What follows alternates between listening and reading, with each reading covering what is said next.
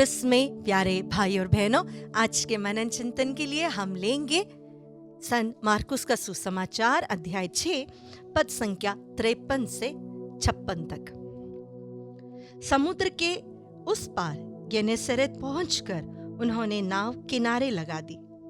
जो ही वे भूमि पर उतरे, लोगों ने ईसा को पहचान लिया और वे उस सारे प्रदेश से दौड़ते हुए आए।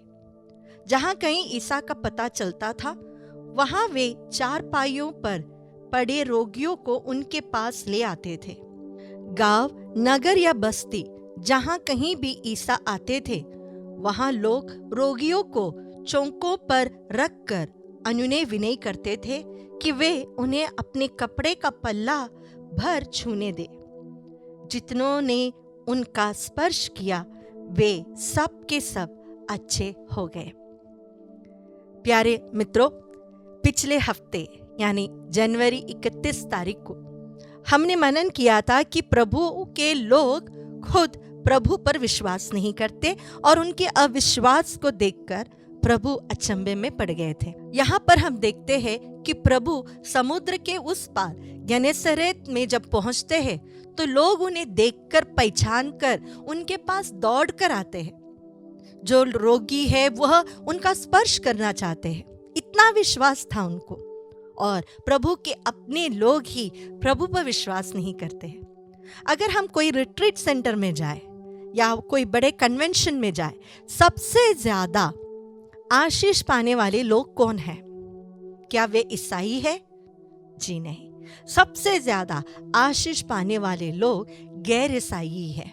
हमारे दूसरे भाई बहन हैं जिन्होंने शायद बपतिस्मा स्वीकार भी नहीं किया, लेकिन वे प्रभु पर अटल विश्वास करते हैं।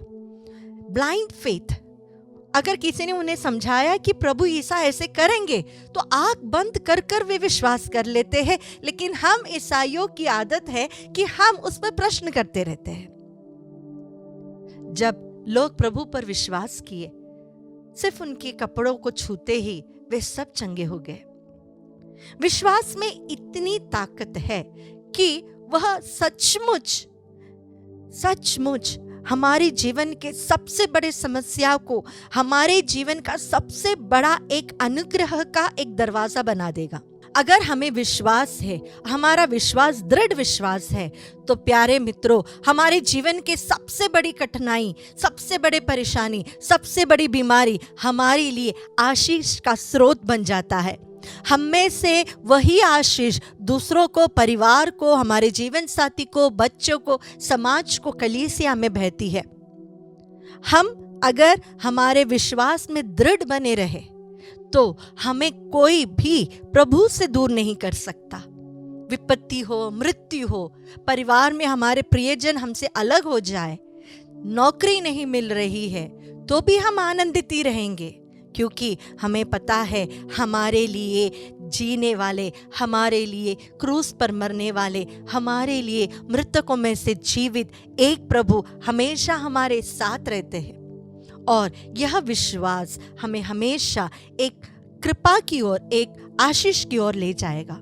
आइए, जिस तरह लोग सब प्रभु के पास दौड़ रहे थे उनका स्पर्श करने के लिए और उसमें से शक्ति निकलकर सबों को अच्छा कर रही थी, उसी प्रकार हम भी हमारे जीवन के सभी समस्याओं को प्रभु को सौंप दें, विश्वास के साथ कि प्रभु ये चीजें जब तुम्हारे पास पहुंच जाएगी तो आप इसको बदल देंगे।